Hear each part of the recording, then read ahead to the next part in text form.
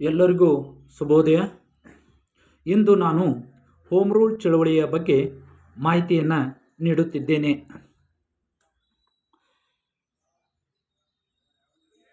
1916ರಲ್ಲಿ home rule ಚಳವಳಿಯನ್ನು ಭಾರತದಲ್ಲಿ ಬಾಲಗಂಗಾಧರ ತಿಲಕರು ಮತ್ತು ಎನ್.ಎ. ಬೆಸೆಂಟರು ಸ್ಥಾಪಿಸಿದರು.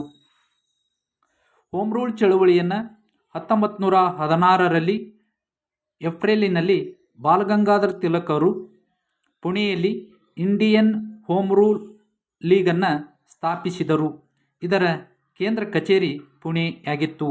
ಇದರ ಕಾರ್ಯಕ್ಷೇತ್ರವು ಮಹಾರಾಷ್ಟ್ರ, ಕರ್ನಾಟಕ, ಮಧ್ಯಪ್ರದೇಶ ಮತ್ತು ಬಿಹಾರ್ ಪ್ರದೇಶದವರೆಗೂ ಇದು ವ್ಯಾಪಿಸಿತ್ತು.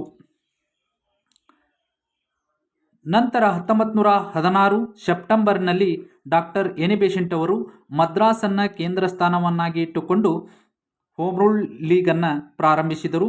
ಇದರ ಪ್ರಭಾವ ಇಡೀ ಭಾರತದ ತುಂಬೆಲ್ಲ ವ್ಯಾಪಿಸಿತ್ತು.